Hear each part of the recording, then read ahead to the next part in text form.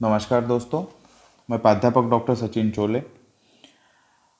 हमने पहला यह हरिवंश राय बच्चन जी की कविता बहुत ही अच्छी तरीके से समझ ली है। तो आज हम हमारी जो अगली कहानी है गुल की बन्नो, धर्मवीर भारती जी की यह कहानी है, उस कहानी की ओर बढ़ते हैं। इस कहानी में बहुत ही अच्छी तरह से हमें जीवन का जो अर्थ है, हमें जीवन किस तरह से जीना है, उसका हमें संदेश दिया गया है। तो गुल की बन्नो इस कहानी देखने से पहले हम पहले धर्मवीर भारती जी का परिचय सबसे पहले हम देखते हैं। धर्मवीर भारती का जन्म 25 दिसंबर 1926 को इलाहाबाद के अतरसुइया मोहल्ले में हुआ। इनके पिता श्री चिरंजीव लाल वर्मा तथा माँ का नाम श्रीमती चंदा देवी था। ठीक है। आधुनिक हिंदी साहित्य के प्रमुख लेखक, कवि, नाटककार और सामाजिक विचारक धर्मवीर भारती थे। वे एक समय के प्रख्यात साप्ताहिक पत्रिका धर्मयुग के प्रधान संपादक भी थे। स्कूल स्कूल स्तर की जो शिक्षा थी डीएवी हाई स्कूल में हुई है और उच्च शिक्षा प्रयाग विश्वविद्यालय में इनकी हुई है। एमए करने के बाद डॉक्टर धीरेन्द्र वर्मा के निर्देशन में सिद्ध साहित्य पर शोध प्रबंध लिखकर उन्होंने पीएचडी की उपाधि प्राप्त कर ली है। आधुनिक हिंदी साहित्य के प्रमुख लेखक, कवि, नाटककार और सामाजिक विचारक धर्मवीर भारती थे। प्रख्यात साप्ताहिक पत्रिका धर्मयुग के प्रधान संपादक थे। धर्मवीर भारती धर्मवीर भारती जी को 1972 में पद्मश्री पुरस्कार से सम्मानित किया गया। उनका उपन्यास गुनाहों का देवता, ठीक है, गुनाहों का देवता सदाबहार रचना मानी जाती है। सूरज का सातवां घोड़ा उपन्यास पर श्याम बेनेगल ने इसी नाम की फिल्म बनाई। अंधा युग उनका प्रसिद्ध नाटक है। कई भारतीय रंगमंच निर्देशकों ने इनका मंचन किया है। ठीक है। तो धर्मवीर भारती यह कवि, लेखक, नाटककार, सामाजिक विचारक थे। इनका जन्म जैसे कि आप देख रहे हैं 25 दिसंबर 1926 में इलाहाबाद उत्तर प्रदेश भारत में हुआ और मृत्यु 4 सितंबर 1997 में उम्र 70 साल थी, मुंबई में इनकी मृत्यु हुई। वह लेखक, निबंधकार, उपन्यासकार थे।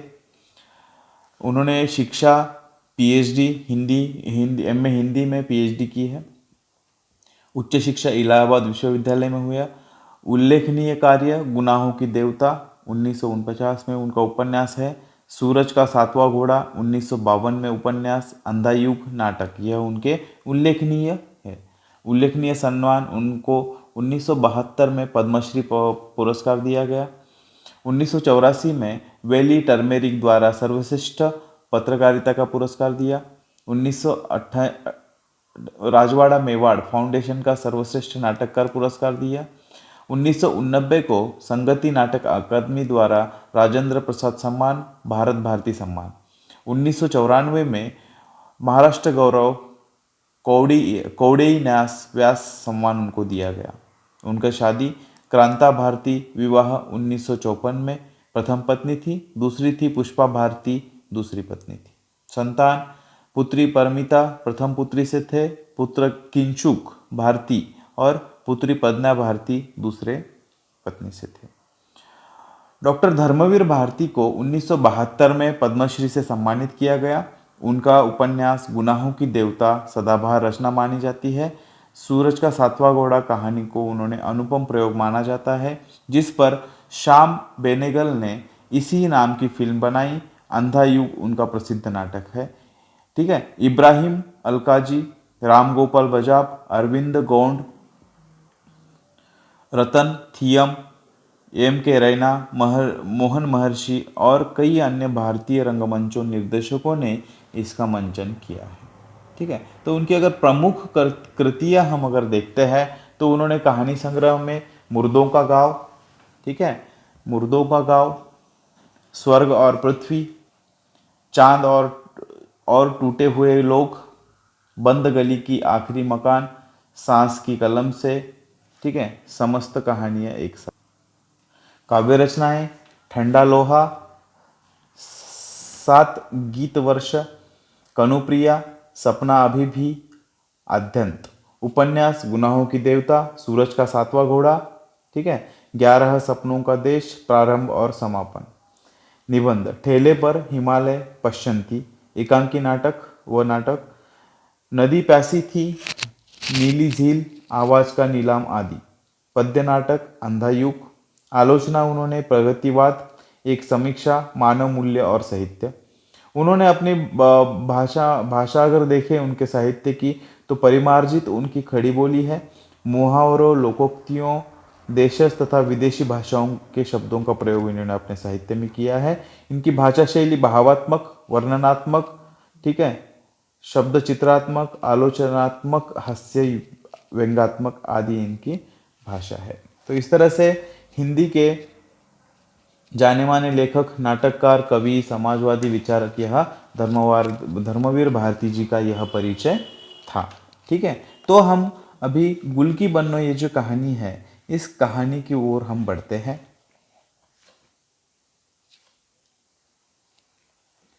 इस कहानी में अगर हम देखते हैं तो गुल की बन्नो मानवीय संवेदनाओं को गहरा अर्थ देने वाली कहानी है। यह कहानी गुलकी नामक स्त्री के इर्द गिर्द घूमते हुए उसके चरित्र और जीवन का यथार्थ और स्वाभाविक दृष्टि से व्यक्त करती है। कहानी का परिवेश और पात्र सभी स्वाभाविक और सहज यथार्थ लगते हैं। यह कहानी गुलकी के माध्यम से सामाजिक सत्यबोध का साक्षात्कार करने वाली है। स्त्री जीवन, मनोविज्ञान, संघर्ष, दुख, आशा, आकांक्षाएं यह अपने पूरे परिवेश के साथ अभिव्यक्त हुए हैं इस कहानी में। इसके साथ ही पति के अहंभाव को पुरुषी अहंकार, दमन का पारस्परिक पुरुष पात्र बनाकर धर्मवीर भारती ने पुरुष प्रधान समाज का यथार्थ अंकन इस कहानी में किया है। कहानी अनेक कोणों से सहज, स्वाभाविकता और यथार्थता के साथ प्रस्तुत होती है। गुलकी का अपने पति के साथ उसकी सभी शर्तों को स्वीकारते हुए साथ जाना पारंपरिक स्त्री जीवन के दर्द को यहाँ पे दर्शाता है। कहानी विस्तृत होकर भी भावों को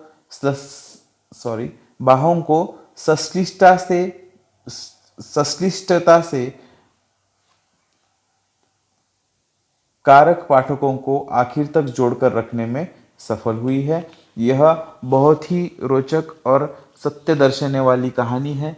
तो इस कहानी की कथा वस्तु यानी इस कहानी का जो कथा वस्तु यानी पढ़ लेते हैं पहले यह कहानी किस तरह से हमें दिखाई गई है और उसके बाद हम कहानी का स्पष्टीकरण देखते हैं। तो कहानी को पढ़ने के लिए हम शुरुआत करते हैं। इस कहानी का पठन हम देखते हैं। गुल की बन्नो यह जो कहानी है, यह कहानी हमारे जीवन, मनुष्य के जीवन पर आधारित है। ठीक है, मनुष्य जीवन यह संघर्षों से भरा हुआ जीवन है।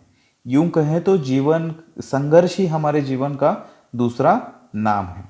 ठीक है, तो इस कहानी में जो गुल की बन्नो है वह किस तरह से जीवन का संगमन में संघर्ष करती है। पति के द्वारा त्यागने के बाद संघर्ष करती है, समाज के द्वारा उसका परित्याग किया जाता है, उसको समाज में परेशान किया जाता है, फिर भी वह स्त्री अपना जीवन अच्छी तरह से जीने का प्रयास करती है। तो उसको इस कहानी में दर्शाया गया है। ठीक है, तो प्रत्येक मनुष्य अपना अपना जीवन जीते समय संघर्ष करता है, करना पड़ता ही है। केवल मनुष्य ही नहीं कि मनुष्य में इस प्रकृति में जितने भी सजीव लोग हैं उन सबको संघर्ष करना पड़ता है, क्योंकि जीवन का नाम ही संघर्ष है। फर्क इतना होता है कि किसी के जीवन में कम संघर्ष होता है, किसी के जीवन में बहुत ज़्यादा। लेकिन जिन लोगों के जीवन में बहुत ज़्यादा संघर्ष होते हैं तो वह लोग जो है थकते नहीं हैं, हार कर बैठते नहीं हैं, वह जीवन जीना नहीं छोड़ते हैं, क्योंकि बल्कि वो जीवन को संदेश देते हैं कि संघर्ष का जीवन को संदेश देते हैं कि तू जितना चाहे सितम डालें, संघर्ष करता जाऊंगा या करती जाऊंगी। ठीक है, तो समाज में ऐसे कई व्यक्ति हैं जिनके जीवन में बहुत सारी समस्याएं हैं, उनको समस्याओं का सामना करना पड़ता है। समाज की उपेक्षा, अपमान, परिवार की उपेक्षा, त्याग, आर्थिक विपन्न व्यवस्था का इन सबका परिणाम उसके जीवन पर पड़ता है, उसको सहन करना पड़ता है। जीवन जीने के लिए दर दर ठोकरें खानी पड़ती है। ऐसे बहुत से लोग हैं जो समाज में दिखाई देते हैं। उस समाज में यदि स्त्री पर हम ध्यान दें तो ऐसी स्त्रियां हैं जो विशेषकर दिव्यांग स्त्री, जो जो ध्यान देते हैं, विकलांग स्त्री होती है जिसके शरीर की किसी भागों पर चोट पहुंची हो। ऐसे जो स्त्री है इस जीवन में उसका कोई भी नहीं होता है। उसे अपने जीवन में किस प्रकार की उपेक्षा का सामना करना पड़ता है, अपमान अपमान का सामना करना पड़ता है, आर्थिक विषमता का सामना करना पड़ता है, अपने पेट भरने के लिए जीवन में संघर्ष करना पड़ता है। वह सब हम समाज में देखते हैं। लेकिन जो अनेक दिव्यांग विकलांग व्यक्तियों को हम देखते हैं कि उनके जीवन में बहुत सारे संघर्ष संकट आए, लेकिन उन्होंने भी हार नहीं मानी है और उन्होंने जीवन जीना छोड़ा नहीं है। ऐसे लोग समाज को एक संदेश देकर जाते हैं।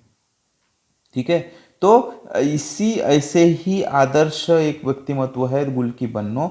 उसके जीवन पर आधारित यह कहानी है। पार्श्वभूमि आपको समझ में आ गई होगी। बाद में हम विस्तृत में इसका पढ़ाई भी करेंगे। तो सबसे पहले हम कहानी पढ़ लेते हैं। ठीक है,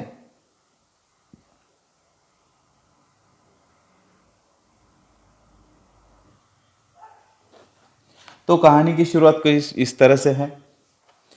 ए मर कल मुहे, अकस्मात घेगा बुआ ने कूड़ा फेंकने के लिए दरवाजा खोला और चौतरे पर बैठे मिरुआ को वह गाते हुए देखकर कहा कि तोरे पेट में फोनो गिराफी उलियान बाका, जोन भिनसार भवा की तान तोड़े लाग, राम जाने रात सॉरी राम जाने के कैसन रात के कैसन एकरा दीदा लागत है।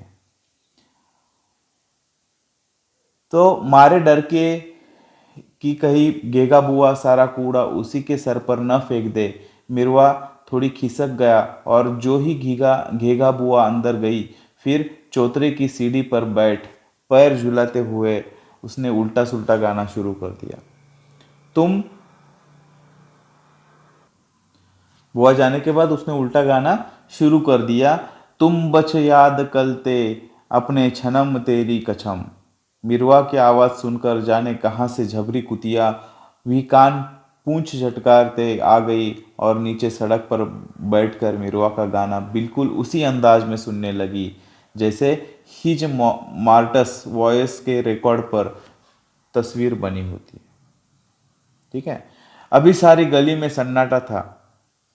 सबसे पहले मिरवा, असली नाम मिहिरलाल, जागता था और आंख मलते मलते घेगा बुआ के चौतरे पर आ बैठता था। उसके बाद ही झबरी कुतिया, फिर मिरवा की छोटी बहन मटकी और उसके बाद एक एक कर गली के तमाम बच्चे, खोंचे वाली का लड़का मेवा, ड्राइवर साहब की लड़की निर्मल, ठीक है, मैनेजर साहब के मुन्ना बाबू सभी आ जुटते थे। जब से गुलकी ने घेगा बुआ के चौतरे पर तरकारियों की दुकान रखी थी तब से यह जमावड़ा वहां होने लगा था। उसके पहले बच्चे हकीम जी के चौतरे पर खेलते थे। धूप निकलते ही गुलकी सट्टी से तरकारियां खरीद कर अपनी कुबड़ी पीठ पर लादे डंडा लेती आती और अपनी दुकान फैला देती। मूली, नींबू, कद्दू, लौकी, घिया बंडा, कभी कभी सस्ते फल, मिरवा और मटकी, जानकी उस्ताद के बच्चे थे जो एक भयंकर रोग में गल कर मर गए थे और दोनों बच्चों भी विकलांग, विक्षिप्त और रोगग्रस्त पैदा हुए थे। सिवा झबरी कुतिया के और कोई उनके पास नहीं बैठता था और सिवा गुलकी के कोई उन्हें अपने देहरी या दुकान पर चढ़ने नहीं देता था। आज भी गुलकी को आते देखकर पहले मिरवा गाना छोड़कर छलाम गुलकी और मटकी अपने बढ़ी हुई तीली वाले पेट पर से खिसकता हुआ जांघिया संभालते हुए बोली, ए ठो मूली दे दे देव ए गुलकी। गुलकी पता नहीं किस बात से खिजी हुई थी कि उसने मटकी को झिड़क दिया और अपनी दुकान लगाने लगी। झबरी भी पास गई कि गुलकी ने डंडा उठाया। दुकान लगाकर वह अपनी कुबड़ी पीठ दोहरा कर बैठ गई और जाने किसे बुड़बुड़ा कर गालियां देने लगी। मटकी एक क्षण चुपचाप रही, फिर उसने रट लगाना शुरू किया। एक मूली, एक गुलकी, एक। गुलकी ने फिर झिड़का तो चुप हो गई और अलग हटकर लोलुप नेत्रों से सफ़ेद धुली हुई मूलियों को देखने लगी। इस बार वह बोली नहीं, चुपचाप उन मूलियों की ओर हाथ बढ़ाया ही था कि गुलकी ने हाथ हटाओ, छूना मत, कोढ़ीन कही की। कहीं खाने पीने की चीज़ देखी तो जोक की तरफ चिपक गई। चल इधर। मटकी पहले तो पीछे हट गई, फिर उसने तृष्णा से ऐसी अदम्य हो गई कि उसने हाथ बढ़ाकर मूड़ी खींच ली।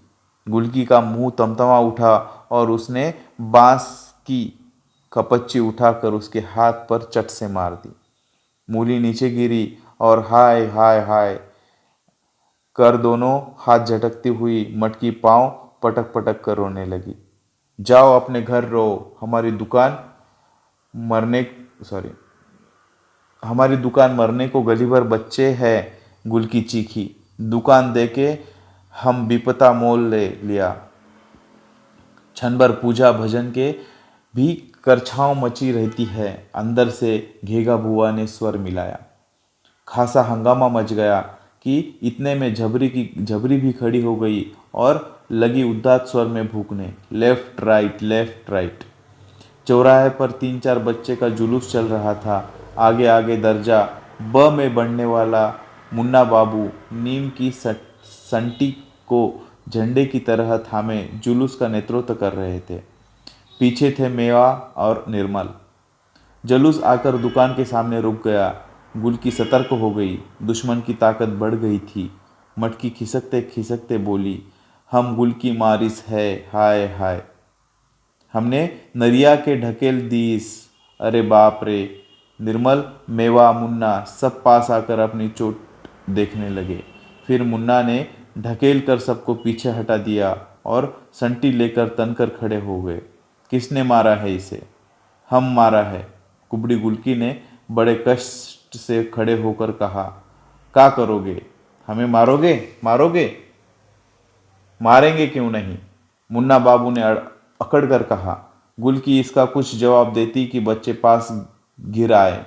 मटकी ने जीभ निकालकर मुंह बिराया। मेवा ने पीछे जाकर कहा, ए कुबड़ी, अपना कुबड़ दिखाओ। और एक मुट्ठी धूल उसकी पीठ पर छोड़कर भागा। गुलकी का मुंह आया और रूंध गले से कहराते हुए उसने पता नहीं क्या कहा, किंतु उसके चेहरे पर भय की छाया बहुत गहरी हो रही थी। बच्चे सब एक एक मुट्ठी धूल लेकर शोर मचाते हुए दौड़े ही अकस्मात घेगा बुआ का स्वर सुनाई पड़ा। ए मुन्ना बाबू, जात हो कि अभिन बहिन जी का बुलवाया के 2-4 कनेठी दिलवाई। जाते तो है? मुन्ना ने अकड़ते हुए कहा। ए मिरवा, बिगुल बजाओ। मिरवा ने दोनों हाथ मुंह पर रखकर कहा, धुतु धुतु धू। जुलूस आगे चल पड़ा और कप्तान ने नारा लगाया, अपना देश में अपना राज, गुलकी का दुकान बाइकाट। नारा लगाते हुए जुलूस गली में मुड़ गया। कुबड़ी ने आंसू पोंछे, तरकारी पर से धूल झाड़ी और साग पर पानी छींटे देने लगी। गुलकी की उम्र ज़्यादा नहीं थी, यदि हद से हद 25-26, पर चेहरे पर झुर्रियाँ आने लगी थी और कमरे के पास से वह इस तरह दोहरी हो गई थी कमर के पास से वह इस तरह से दोहरी हो गई थी जैसे 80 वर्ष की बुढ़िया हो। बच्चों ने जब पहली बार उसे मोहल्ले में देखा तो उन्हें ताज्जुब भी हुआ और थोड़ा भय भी। कहाँ से आई, कैसे आ गई, पहले कहाँ थी, इसका उन्हें कुछ अनुमान नहीं था। निर्मल ने जरूर अपनी माँ को अपने पिता ड्राइवर से रात को कहते हुए सुना था। यह मुसीबत और खड़ी हो गई।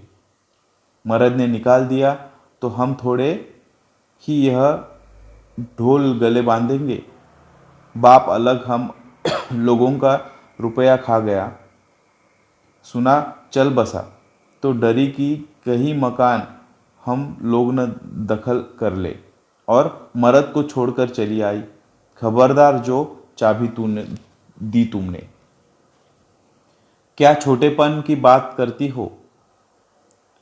रुपए उसके बाप ने ले लिया तो क्या हम उसका मकान मार लेंगे? चाबी हमने दे दी है। 10-5 दिन का नाश पानी भी दो उसके यहाँ। हाँ हाँ, सारा घर उठा के भेज दो। सुन रही हो घेगा बुआ? तो का हुआ बहू? अरे निर्मल के बाबू से तो एकरे बाप की दांत काटी रही। घेगा बुआ की आवाज़ आई। बेचारी बाप की अकेली संतान रही। यही कि बियान में मटिया मेट हुआ गवा। पर ऐसे कसाई के हाथ में दिहिस कि 5-6 बरस में कुबड़ निकल आया। साला यहाँ आवे तो हंटर से खबर लूँ मैं। ड्राइवर साहब बोले, 5 बरस बाद बाल बच्चा हुआ, अब मरा हुआ बच्चा पैदा हुआ तो उसमें इसका क्या कसूर? साले ने सीढ़ी से ढकेल दिया। जिंदगी भर के लिए हड्डी खराब हो गई ना। अब कैसे गुजारा गुजारा हो उसका?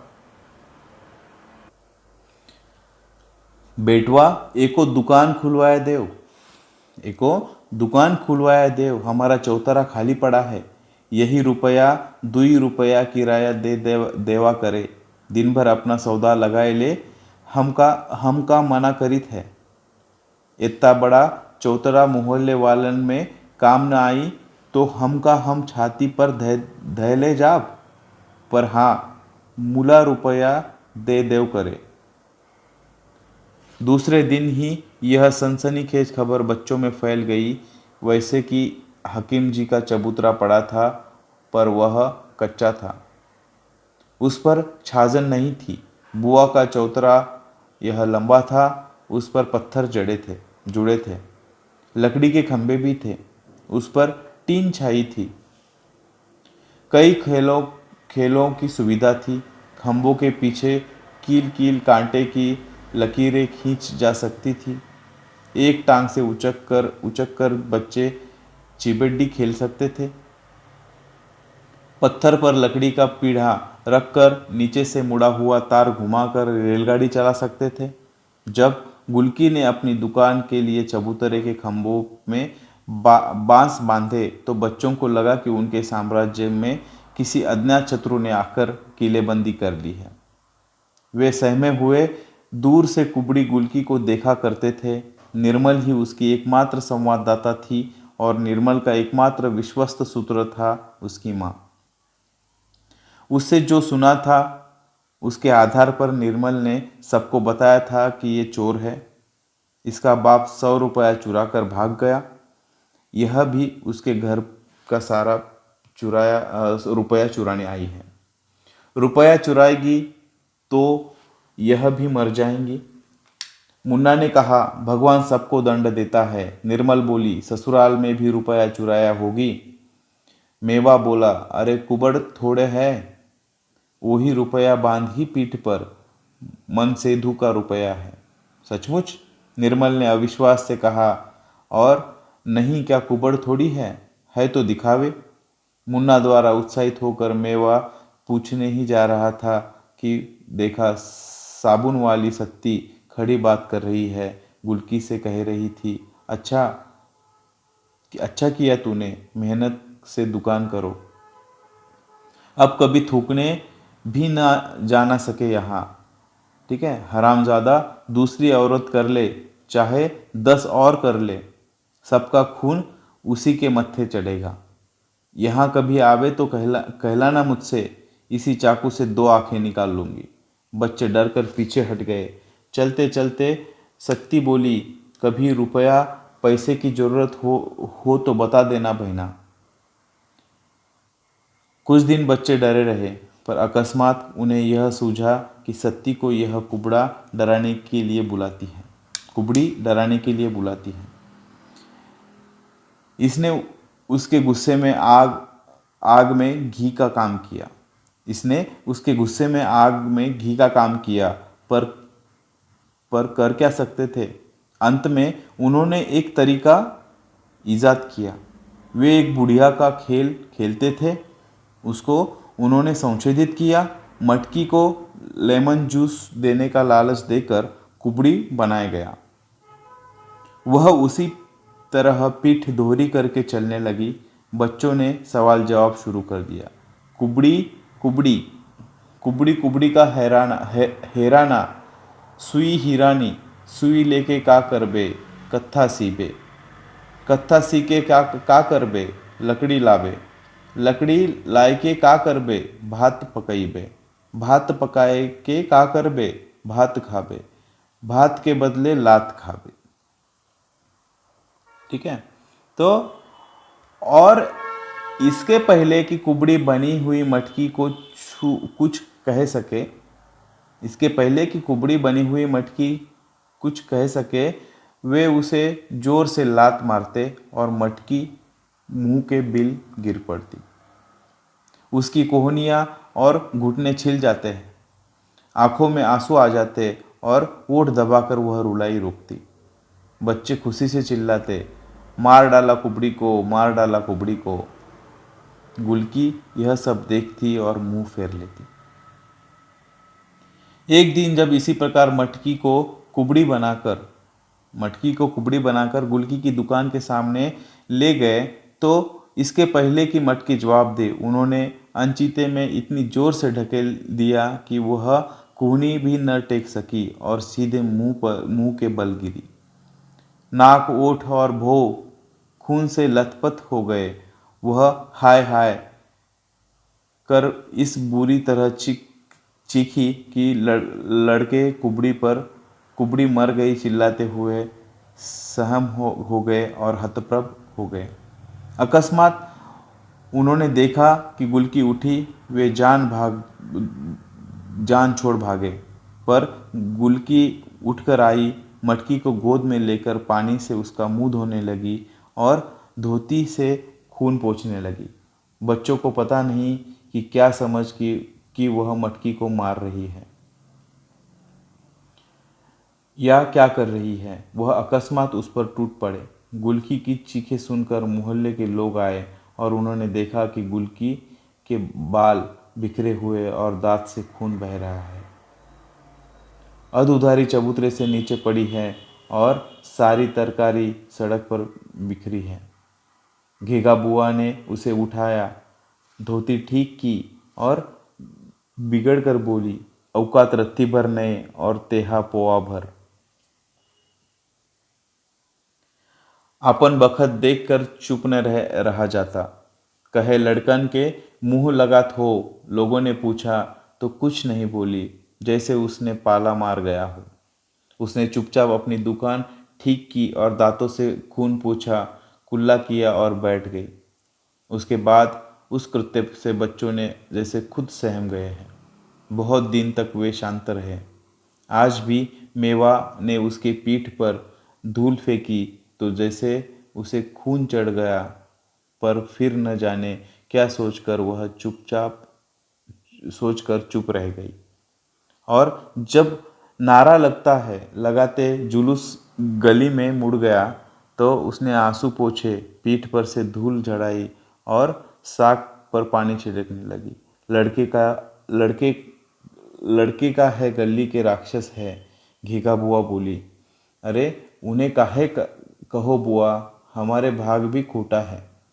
गुलकी ने गहरी सांस लेकर कहा।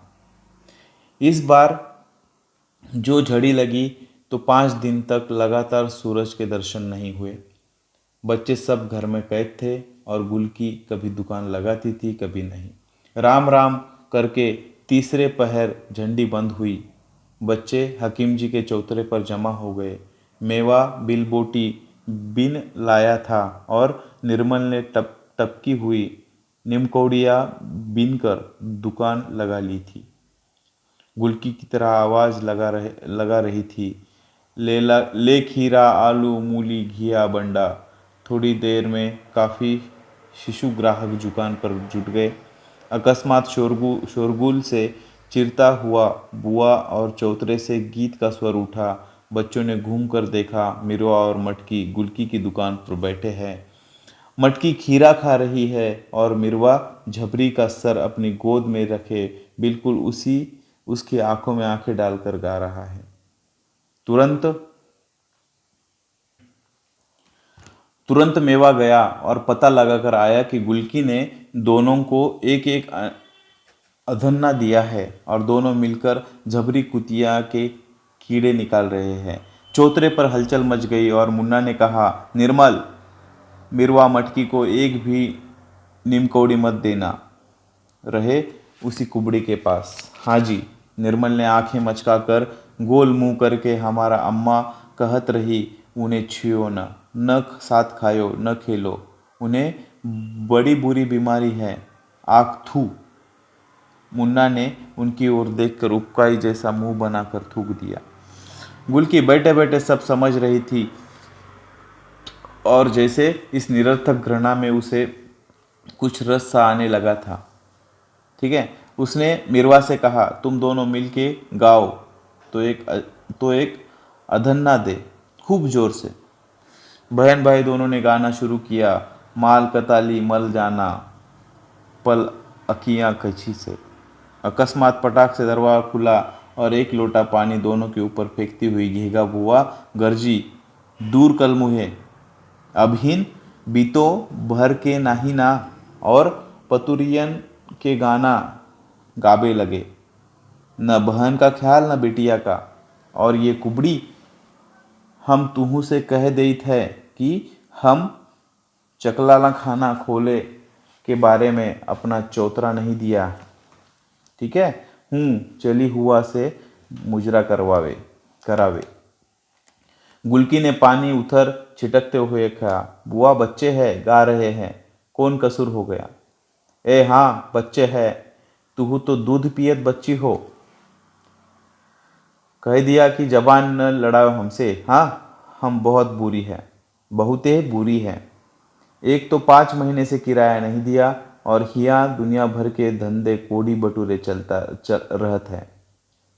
चलो उठाओ अपनी दुकान हिया से, कल से न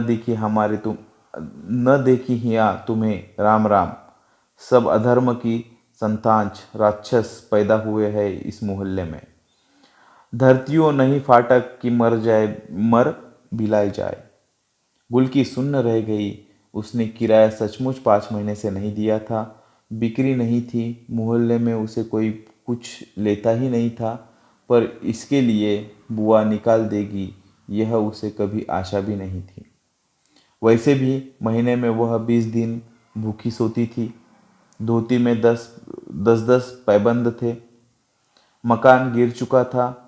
एक दालान में वह छोटी सी जगह में सोती थी, पर दुकान तो वहाँ रखी नहीं जा सकती थी। उसने चाहा कि बुआ के पैर पकड़ ले, मिन्नत कर ले, पर बुआ जितने ही जोर से दरवाज़ा खोला था उतनी ही जोर से बंद किया था। अब से चौमास आया था, पुरवाई भई थी, उसकी पीठ में भयानक पीड़ा थी, उसके पांव कांपते थे।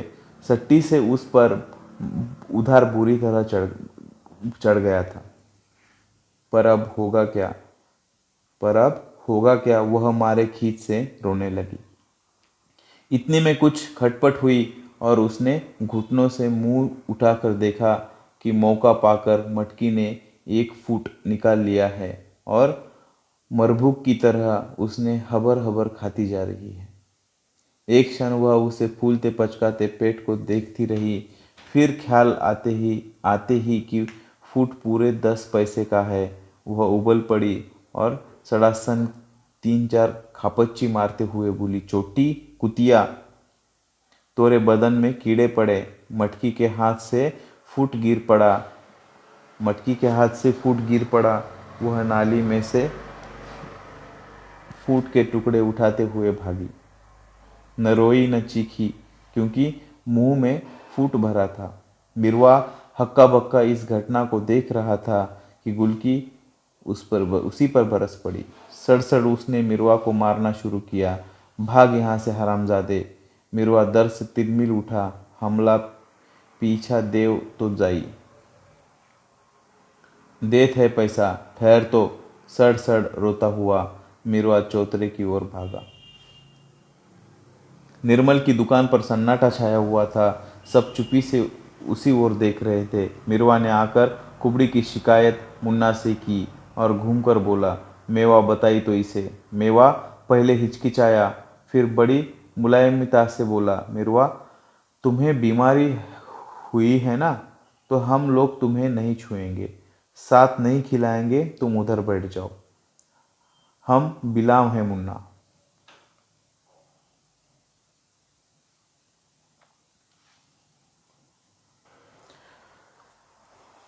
मुन्ना कुछ पिघला।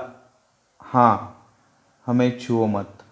नीम कौड़ी खरीदना है तो उधर बैठे जाओ, हम तुम दूर से फेंक देंगे, समझे।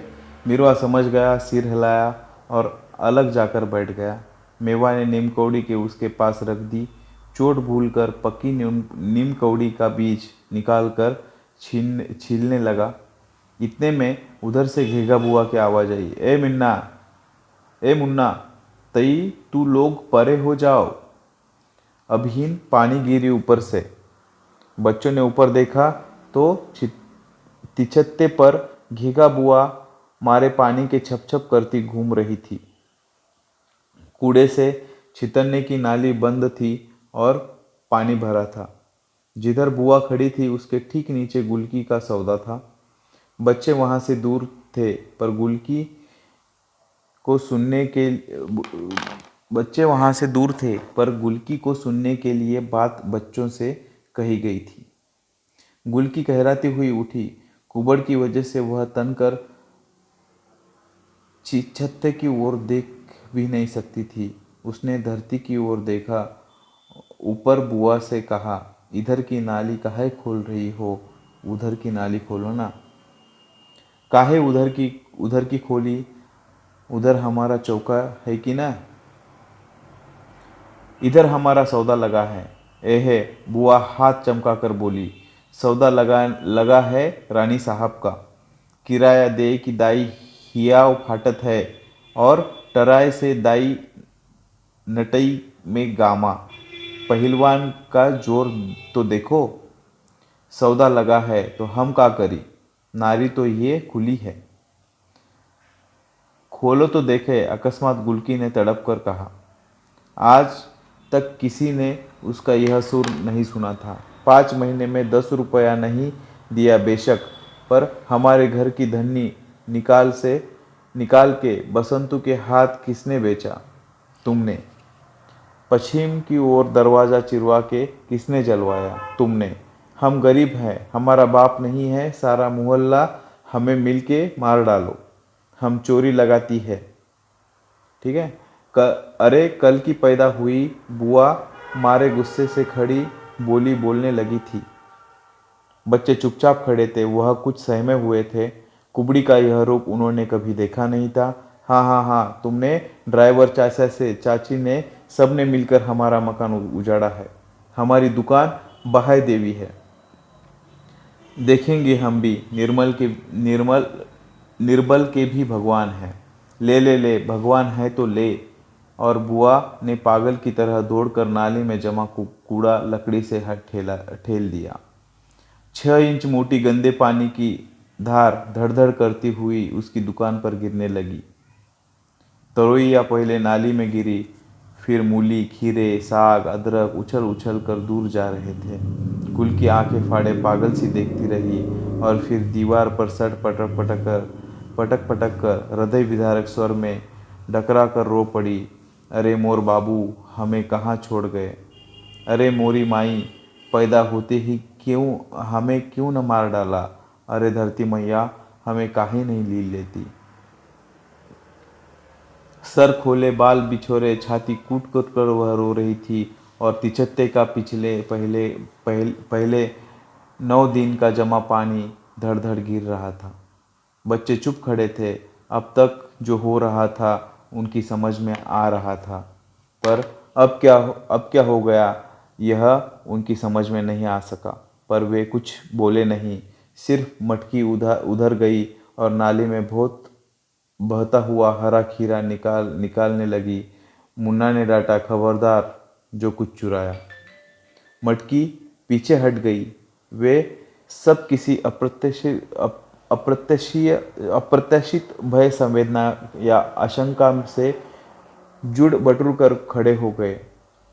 सिर्फ मिरवा अलग सर झुकाए खड़ा था। झीसी पर पड़ने लगी थी झीसी फिर पड़ने लगी थी और एक एक करके अपने घर चले गए।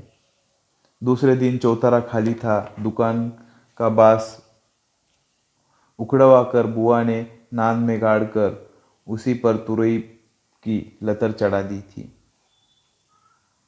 उस दिन बच्चे आए पर उनकी हिम्मत चौतरे पर जाने की नहीं हुई। वैसे वहाँ कोई मर गया हो, बिल्कुल सुनसान चौतरा था। ठीक है। और फिर ऐसी झड़ी लगी कि बच्चों का निकलना बंद। चौथे पांचवें दिन रात तक भयानक वर्षा तो हो रही थी, पर बादल भी ऐसे गरज रहे थे कि मुन्ना अपनी खाट से उठकर अपनी माँ के पास घुस गया था। बिजली चमकते ही कैसे कमरा रोशनी से नाच नाच उठता था। छत पर बूंदें पटक पटक कर धीमी हुई। थोड़ी हवा चली, पेड़ों पर हर हर सुनाई पड़ा तो धड़ धड़ धड़ धमाम भयानक आवाज हुई। माँ भी चौंक पड़ी पर उठी नहीं। मुन्ना आंखें खोले अंधेरे में ताकने लगा।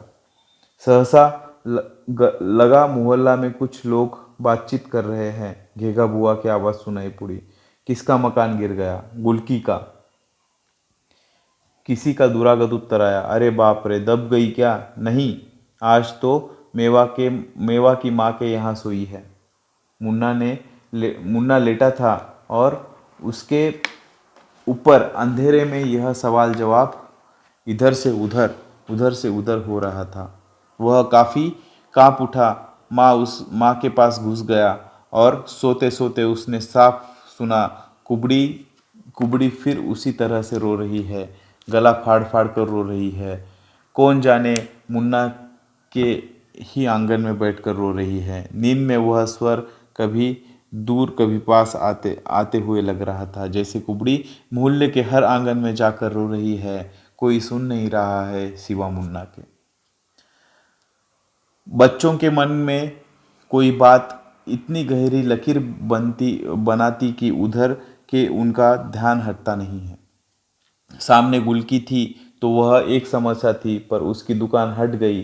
फिर वह जाकर साबुन वाली सत्ती के गलियारे में सोने लगी और दो चार घरों से मूंग कर खाने लगी। उस गली में दिखती ही नहीं थी। बच्चे कभी दूसरे कामों में व्यस्त हो गए। अब जाड़े आ रहे थे। उनका जमावड़ा सुबह न होकर तीसरे पहर होता था। जमा होने के बाद जुलूस निकलता था और जिस जोशीले नारे से वह गली गूंज उठती थी, वह घेगा बुआ को वोट दो। पिछले दिनों म्युनिसिपैलिटी का चुनाव हुआ था और उसी में बच्चों ने यह नारा सीखा था। वे कभी कभी बच्चों में दो पार्टियां भी होती थी। दोनों को घेगा बुआ से अच्छा उम्मीदवार कोई नहीं मिलता था, अतः दोनों गला फाड़ फाड़ कर उन्हें ही वोट मांगते थे। उस दिन जब घेगा बुआ के धैर्य का बांध टूट गया और नई नई गलियों में से विभूषित अपनी पहली इलेक्शन स्पीच देने जो वह चौतरे पर अवतरित हुई कि उन्हें डाकिया आता हुआ दिखाई पड़ा। वह अचकचाकर रुक गई। डाकिये के हाथ में के पोस्ट कार्ड था और वह गुलकी को ढूंढ रहा था। बुआ ने लपक कर वह पोस्ट कार्ड लिया, एक सांस में पड़ गई। उनकी आंखें मारे अचरज से फैल गई और डाकिया को वह यह बताकर कि गुलकी सत्ती साबुन वाली के ओसरे में रहती है, वे झट से दौड़ी दौड़ी निर्मल की माँ ड्राइवर की पत्नी के यहाँ गई। बड़ी देर तक दोनों में सलाह मशविरा होता रहा। अंत में बुआ आई और उन्होंने मेवा को भेजा, जा गुलकी को बुलाए ला। पर जब मेवा लौटा तो उसकी साथ गुलकी नहीं, वरना सत्ती साबुन वाली थी। और सदा की भांति इस समय भी उसके कमर में वह काले बेट का चाकू लटक रहा था, जिससे वह साबुन की टिक्की लटकाकर दुकानदारों को देती थी। उसने आते ही सिकोड़ कर बुआ को देखा, कड़े स्वर में बोली, क्यों बुलाया है गुलकी को? तुम्हारा 10 रुपये किराया बाकी था, तुमने 15 रुपये का सौदा उजाड़ दिया, अब क्या काम है? अरे राम राम, कैसी किराया बेटी, अंदर जाओ अंदर जाओ। बुआ बुआ के स्वर में असाधारण मुलायमियत थी। सत्ती ने अंदर जाते ही बुआ ने फटाक से किवाड़ बंद किया। बच्चों का कौतूहल बहुत बढ़ गया। बुआ को चौके में एक झंझरी थी। सब बच्चे वहां पहुंच गए। आंख लगाकर कनपटियों में पर दोनों हथेलियां रखकर घंटी वाला बाइस्कोप देखने के मुद्रा में खड़ा हो गया। अंदर सत्ती गरज रही थी, बुलाया है तो बुलाने दो, क्यों जाए गुलकी? अब बड़ा ख्याल आया, इसलिए कि उसकी रखेल को बच्चा हुआ है और जाके गुलकी झाड़ू भूरा करे, खाना बनावे, बच्चा खिलावे, और यह मरद बच्चा गुलकी की आंख में आगे रखेल के साथ गुलछरे उड़ाए। निर्मल की माँ बोली, अपनी बिटिया पर गुरज तो अपने आदमी के साथ करोगी ना? जब उसकी पत्नी आई तो गुलकी को जाना चाहिए, और मर्द तो मर्द है। एक रखेल तो दुई दुई रखेल रख ले तो औरत उसे छोड़ देगी? राम राम, नहीं छोड़ देगी। नहीं छोड़ देगी तो जाय के लात खाएगी, सत्ती बोली। अरे बेटा, बुआ बोली, भगवान रहे हैं ना? तो मथुरापुरी में कुब्जा दासी के लात मरीन तो ओकर कुबर सीधा हुई गवा। पति तो भगवान है बिटिया, ओ का जाय देव। हाँ हाँ, बड़ी हितू न बनिए। उसके आदमी से अपना लोग मुफ्त में गुलकी का मकान झटकाना चाहती है, मैं समझती हूँ। निर्मल की माँ का चेहरा जर्द पड़ गया, पर बुआ ने ऐसी कच्ची गोली नहीं खेली थी। वह डपट कर बोली, खबरदार जो कच्ची जबान निकालो। तुम्हारा चरित्र कौन नहीं जानते, वही छोकरा मानिक, जबान खींच लूंगी। सत्ती गला फाड़कर चीखी। जो आगे की एक हरूफ कहा और उसका हाथ अपने चाकू पर गया। अरे रे बुआ सहम कर 10 कदम पीछे हट गई। तो का खून करबो का, कत्ल करबो का? सत्ती जैसे आई वैसे ही चली गई। तो इस तरह से यह कहानी है। तो बाकी की कहानी हम कल के लेक्चर में पढ़ेंगे, और इसकी समीक्षात्मक अध्ययन और इसका स्पष्टीकरण भी हम अगले लेक्चर में लेंगे। धन्यवाद।